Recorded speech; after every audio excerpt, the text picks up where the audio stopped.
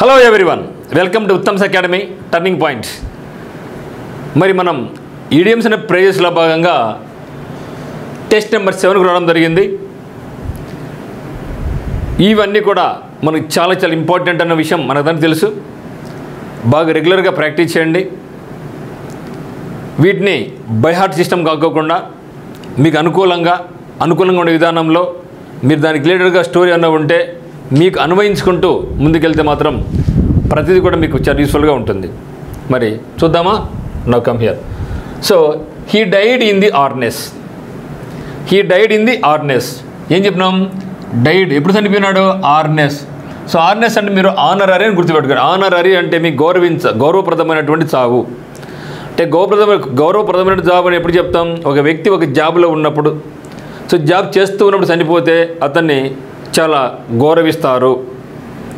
సోల్జర్ని గుర్తుపెట్టుకోండి. సోల్జర్ బార్డర్లో చనిపోతే అతనికి మన ఊరికి తెచ్చి అధికార లాంఛనాలతో అతన్ని అంత్యక్రియలు చేయడం జరుగుతుంది.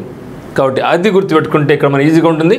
హీ డైడ్ ఇన్ ది ఆర్నెస్ అంటే పని చేస్తూ ఉండగా, అంటే పదవిలో ఉండగా, అంటే జాబ్ చేస్తూ ఉండగా చనిపోతే దాన్ని ఏమంటామంటే మనం he died in the harness అంటాం.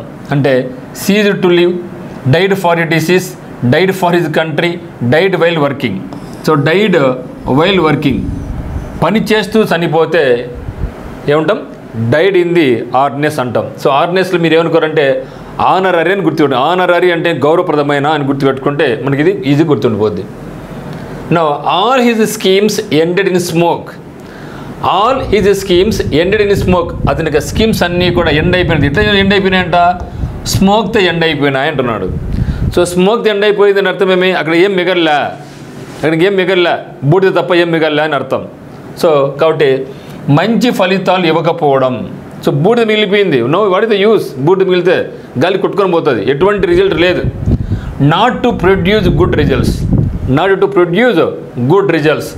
So came to nothing, got on fire, burnt up, attracted everybody. So what the answer?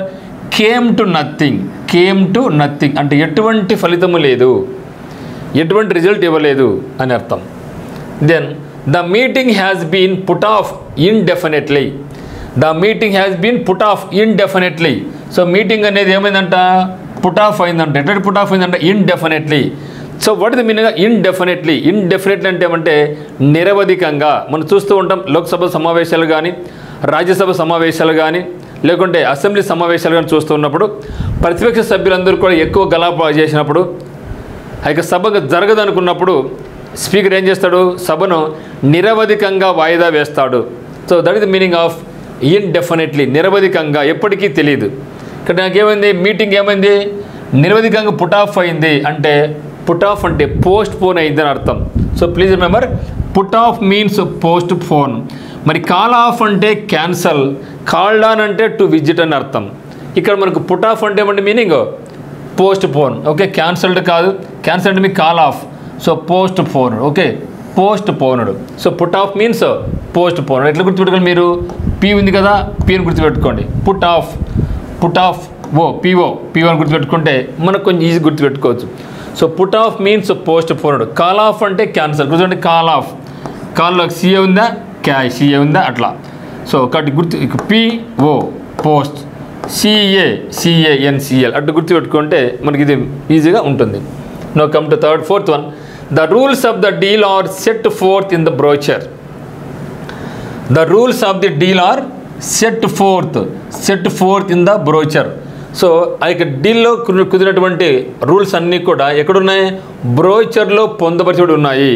So మన మధ్య ఏమైతే అంగీకారం జరిగిందో, ఏమైతే డీల్ జరిగిందో అవన్నీ కూడా ఎక్కడ ఉన్నాయంటున్నాడు? బ్రోచర్లో ఉంది. బ్రోచర్ అంటే ఏమి?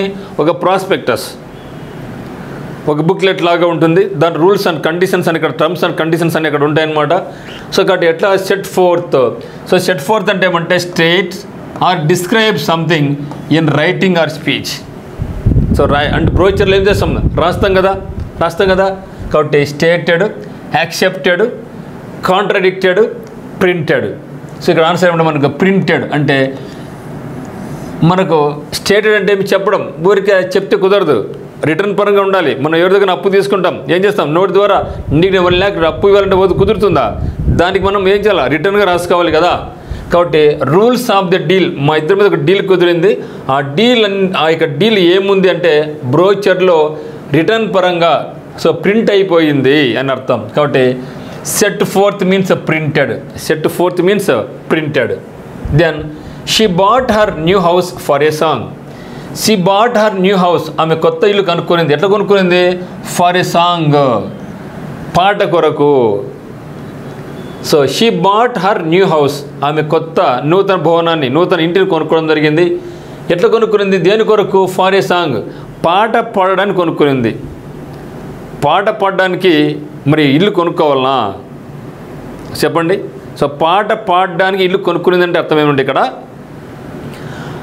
ఆ యొక్క ఇల్లు తక్కువ రేటుకి వచ్చింది కాబట్టి కొనుక్కునింది. ఇట్లా ఉండిలేరాబా పాటను పాడుకుంటాం, ఇంట్లో డబ్బు ఫ్రీ వస్తుంది అంటే తక్కువగా వస్తుంది కదా ఇల్లు, కొనుక్కుంటాంలో ఏమవుతుంది, అట్లీస్ట్ పాట పాడుకోవడానికి ఉంటుందిలే అనుకుంటాం కదా, అట్లా గుర్తుపెట్టుకోండి. ఫర్ ఏ సాంగ్ అంటే చీప్, వెరీ చీప్లీ అంటే ఆమె ఇంటిని చాలా తక్కువ ధరగా కొనుక్కోవడం జరిగింది. ఇంటిని చాలా తక్కువ ధరగా కొనుక్కునింది. Very cheaply for a little money, especially for lesser than something is worth అంటే దాని వర్త్ కంటే చాలా తక్కువకు వస్తే దాన్ని ఏమంటామంటే మనం ఫర్ ఏ సాంగ్ అంటాం. Very cheaply, very cheaply. On loan ఉంది, అట్లా లాస్ ఉంది, వెరీ ఈజీలీ ఉంది. సో ఒకటి వెరీ అంటే తక్కువ ధరకే ఆమె కొత్త ఇంటిని కొనుక్కోవడం జరిగింది. మన ఎటు గుర్తుపెట్టుకోవాలి, పాట కొరకు. ఒరే తక్కువ రేటుకి వస్తుంది లేరా, అట్లీస్ట్ ఇంట్లో కూర్చొని పాటను పాడుకుంటాం లేరా, తక్కువగా వస్తుంది కదా అని గుర్తుపెట్టుకో. Then Raju had given up doing exercise after surgery. Raju had given up, Raju given up చేశాడు. దేని గివెన్ అప్ చేశాడు? Doing exercise after surgery. Surgery అయిన తర్వాత రాజు తనకి ఎక్సర్సైజ్ని ఏం చేసినాడు? గివెన్ అప్ చేసినాడు. సో గివెన్ అప్ అంటే ఏంది? లర్నర్ నేర్చుకున్నాడా, స్టార్ట్ చేశాడా, కంటిన్యూడా, స్టాప్డా? సో జనరల్ మనకి ఏం అడిగి వస్తుందంటే రాజుకు సర్జరీ జరిగింది కాబట్టి డాక్టర్స్ ఏం చెప్తారు? ప్రతిరోజు ఎక్సర్సైజ్ చేయి, స్టార్ట్ చేయని చెప్పింటారు అనుకుంటాం. కానీ ఇక్కడ మీనింగ్ మనకు గివెన్ అప్ అంటే మనం గుర్తుపెట్టుకోండి, హీ గేవ్ అప్ స్మోకింగ్ అంటాం. హీ గేవ్ అప్ స్మోకింగ్ అంటే అతను స్మోకింగ్ను ఆపేశాడు అని అర్థం. కాబట్టి given up or gave up అంటే ఏమంటే టు స్టాప్ అని అర్థం. To stop, to stop. So రాజుకు సర్జరీ అయిన తర్వాత ఎక్సర్సైజులు ఆపేశాడు, ఎక్సర్సైజులు ఆపేశాడు అని అర్థం. So given up or gave up అంటే ఏమంటే to stop, to stop. Then the chairman tried to get his printed point across. Okay, the chairman tried to get his point across, but the members just would not listen. But వచ్చింది అనుకోండి, ఖచ్చితంగా next వచ్చే sentence link దానికి నెగిటివ్గా ఉంటుందని భావించండి. The chairman tried to get his point across. Chairman try చేశాడు. దేనికి ట్రై చేశాడు? Get his point across. But అయితే the members just would not listen. కానీ మెంబర్స్ ఆయన మాటలు వినలేదు అన్నట్లుగా. But the members just would not listen.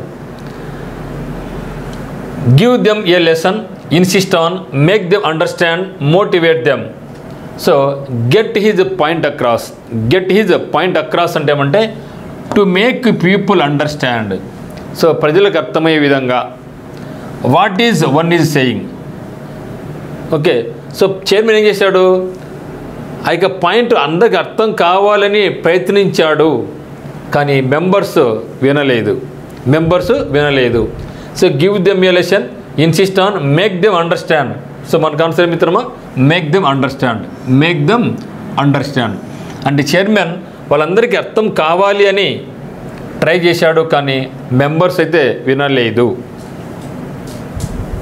Then since the company has lost a good deal of time and money, you will have to make good the loss. Okay, since the company has lost a good deal of time and money. So since the company has lost a good deal of, okay, company ఒక good డీల్ను పోగొట్టుకునింది అంటే time and money. You will have to make good the loss. So మన యొక్క company ఒక మంచి అవకాశాన్ని పోగొట్టుకోవడం జరిగింది. అది ఒక పెద్ద ప్రాజెక్ట్, ఇన్నులు పడిన శ్రమ, సమయం అంతా వృధా అయిపోయింది. కానీ ఆ డీల్ ఏమైపోయింది? నాకు లాస్ట్ అయిపోయింది నాకు. ఇప్పుడు ఏం చేయాలి మరి? దాన్ని దాని ఏదో ఒక రంగం మనం ఏం చేయాలా, లెవెల్ చేయాలి కదా. కాబట్టి you will have to make good the loss, మరి ఏదో ఒక విధంగా దాన్ని భర్తీ చేయండి అని చెప్పే దాంట్లో మనం మేక్ ఏ గుడ్ లాస్ అంటాం. మేక్ గుడ్ లాస్ అంటే మన ప్రకారం ఏమి, మంచి నష్టం. ఇక్కడ మంచి నష్టం అని కాదు మా మిత్రమా, ఆ యొక్క సమయాన్ని మనం పెట్టిన సమయాన్ని, డబ్బును, ఆ యొక్క లాస్ను తిరిగి మనం ఏదో ఒక రకంగా ఫుల్ఫిల్ చేయాలి అనే దాంట్లో చెప్తాం. If you make good some damage, okay, damage కావచ్చు, లాస్ కావచ్చు, ఆర్ ఏ డెట్ అప్పు కావచ్చు, you try to repair the damage, తిరిగి డ్యామేజ్ను రిపేర్ చేయాలి, లాస్ను రీప్లేస్ చేయాలి. What has been lost, repay the debt. ఇక్కడ డబ్బు ఉంటే దాన్ని రీపే చేయడం అంటే ఏదో ఒక రకంగా దాన్ని మనం ఏం చేయాలి, ఇప్పుడు డ్యామేజ్ని కానీ, లాస్ను కానీ, డెట్ను కానీ ఏదో ఒక రకంగా మనం పూడ్చాలా. Make a good effort, try to minimise the loss, compensate for the loss. So మనకి ఎంతైతే లాస్ జరిగిందో ఆ లాస్ని తిరిగి మనం పూడ్చాలి. కాబట్టి make a good the loss means compensate for the loss. ఎంత లాస్ ఏదో వచ్చిందో దానికి మనం భర్తీ చేసుకోవాలి. The police closed the book on the murder case. The police closed the book, పోలీసులు బుక్ను క్లోజ్ చేశారు. ఎందుకు, ఏది, the murder case. The murder case ఉంది, ఆ మర్డర్ కేసులో పోలీసు బుక్ను క్లోజ్ చేశాడు. దీని what is meaning of closed the book on, closed the book on. Solved the case, problem solve చేశారా. స్టాప్డ్ వర్కింగ్ ఆన్, దాని మీద వర్క్ ఆగిపోయారా. Handed the case over another ఏజెన్సీనా, ఈ యొక్క కేసును వేరే వాళ్ళకి ఏజెన్సీకి ఇవ్వడం జరిగిందా. రిఫ్యూజ్డ్ టు టేకప్, ఆ యొక్క కేసును టేకప్ తీసుకోవడానికి రిఫ్యూజ్ చేశారు, తిరస్కరించారా. సో దీంట్లో మనకు closed the book on means stop financial transactions. Okay, బుక్ను క్లోజ్ చేసినప్పుడు నువ్వేం రాయకాకుండా లెక్కాచారాలు ఏం వద్దులే అని చెప్పడం. NDA matter.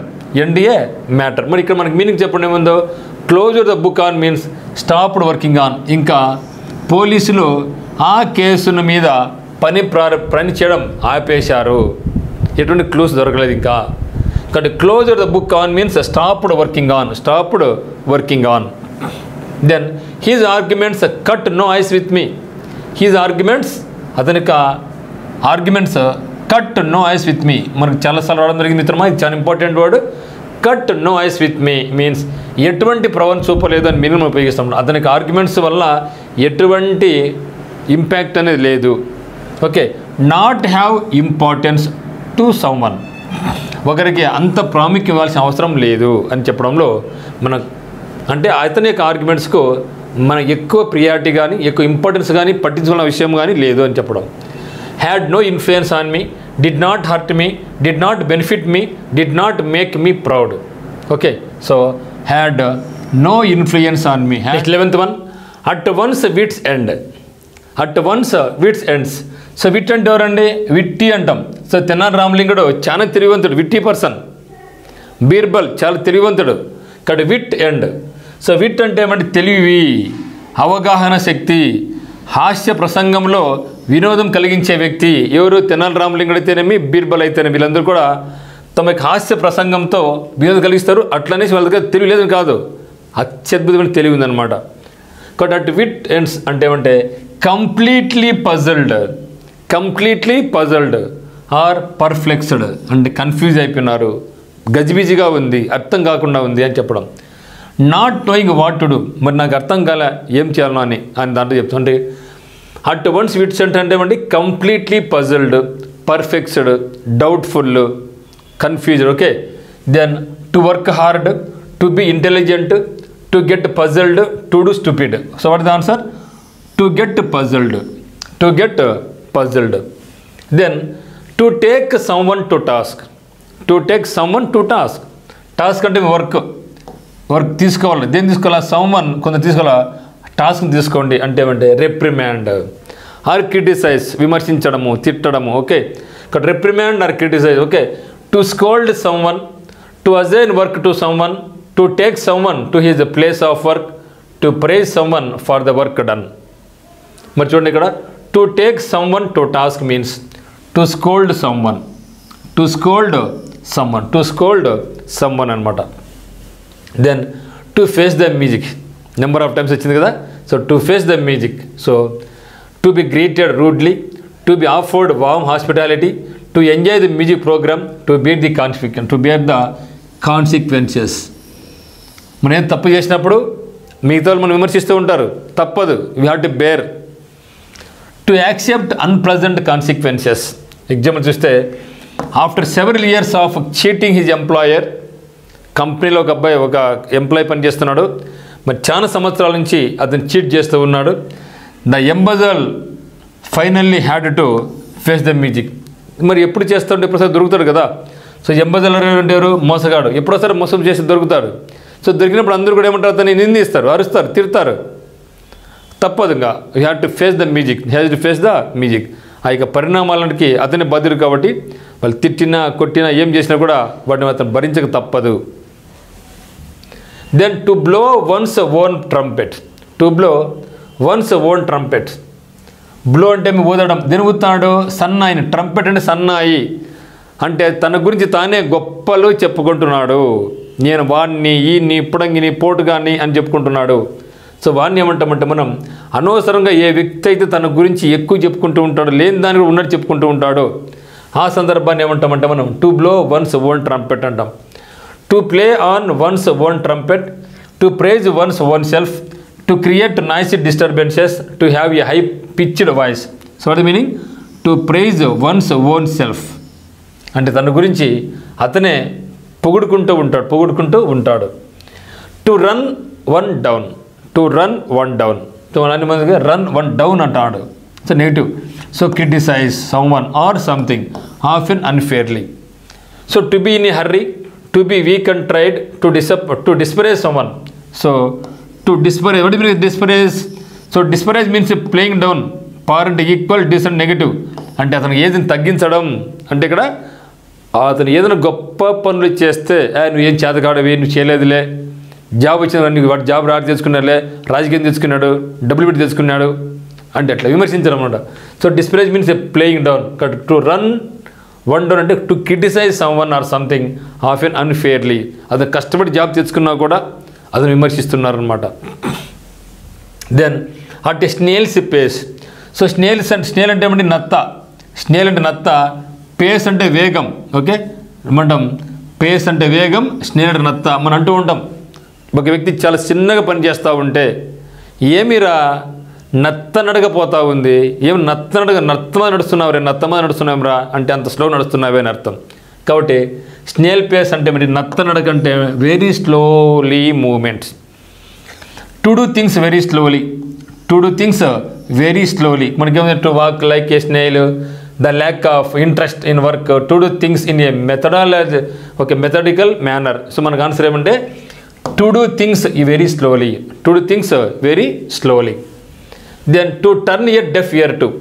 To turn deaf ear అంటే వినట్టుగా వెళ్ళిపోవడం, ప్రిటెండ్ చేయడం, నటించడం, విస్మరించడం. ఓకే, మరి to ignore someone when they complain or ask for something. ఒకరు ఏదైనా చెప్పినప్పుడు దాన్ని ఇగ్నోర్ చేయడం, పట్టించుకోకుండా ఉండడం, చెవిని తిప్పడం. నువ్వు ఏదో మాట్లాడుతున్నావు, చెవి తిప్పినట్టు అర్థమేమి? అతను నువ్వు చెప్పేది అతనికి ఇష్టం లేదు, నేను ఇగ్నోర్ చేస్తున్నాడు అని మీనింగ్. కాబట్టి to turn a deaf ear means to be hard of hearing, to be indifferent, to be attentive, to be obstinate. Okay, to be obstinate. Okay, మరి ఆబ్స్టినేట్ అంటే ఏమంటే ఆబ్స్టినేట్ మీన్స్ మొండి పట్టుదల. To turn a deaf ear to means to be indifferent. To be indifferent. Then to take to one's heels. To take to one's heels. So heels అంటే ఏమండి? మడమ. Take తీసుకున్నాడు. To take to one heels అంటే ఏమి? మడమ తీసుకున్నాడు అంటే అర్థమేమి? అక్కడైనా పాము ఉంది అనుకో, ఇంకంతే. He took his own heels అంటే పరుగు పట్టినాడు, తన పాదాలకు పరుగు పెట్టించాడు, పారిపోయినాడు, భయపడి పారిపోయినాడు అని చెప్తాం. కాబట్టి to take to one's heels అంటే రన్ అవే, ర్యాన్ అవే, పారిపోవడం. To leave somewhere or someone suddenly ఉన్నట్టుండి అక్కడి నుంచి వెళ్ళిపోవడం, పారిపోవడం, పరిగెత్తుండపోవడం. To run off, to show one's heels, to turn around, to walk leisurely. So to run off. పాము కనిపించింది అనుకోండి, మనం ఏం చేస్తాం? టేక్ టు వన్ హీల్స్ అంటాం. అంటే వాడిని పారిపోయిన పరుగో అని అర్థం. పరుగో. ఓకే, సో పరుగో. Then question number 19. To have something up one's sleeve. ఏం చెప్తున్నాడు? To have something up one's sleeves మీద కొంత ఏదో ఉంది, ఏదో మనకు తెలియదు. దీని గురించి మనం ఆల్రెడీ ఒకటి చూడడం జరిగింది. Having a heart on your sleeves. Have కదా, సంథింగ్ అప్ వన్స్, ఇక్కడేమి to have something on your, ఇక్కడేమి అప్ వన్స్ స్లీవ్. ఇక్కడ having a heart on your sleeve అంటే గుండె, హార్ట్ గుండె కదా, ఎక్కడ తీసుకున్నాడు? యువర్ స్లీవ్, భుజం తీసుకున్నాడు. నీ గుండెను భుజం తీసుకున్నాం అంటే ఏమి? అందుకు చెప్తున్నాం గుండె లోపల సీక్రెట్గా ఉండాలి, కానీ మేము చెప్తున్నాం పైన వేసుకున్నాం అంటే ఏమి? ఓపెన్గా చెప్తున్నాం, ఇదో నా గుండె ఇక్కడ ఉందబ్బా అనేసి. అంటే ఓపెన్ సీక్రెట్ కాదు, సీక్రెట్ కాదు, open. To show once emotions very openly. నీకు ఏదైనా బాధలు ఏమైనా ఉంటే ఓపెన్గా చెప్పడం, దాన్ని ఏమంటాం మనం? Having a heart your sleeve అంటాం. ఇక్కడ నాకేమి? Having something up one's sleeve అంటే to have or keep a secret అని అర్థం. గుండె ఉంటే ఓపెన్, గుండె లేకుంటే వన్స్ స్లీవ్ అంటే సీక్రెట్ అని అర్థం. Having a practical plan, having an important project, having an ambitious plan, having a secret plan. Having a secret plan అనేది మన యొక్క answer. Then to end in smoke.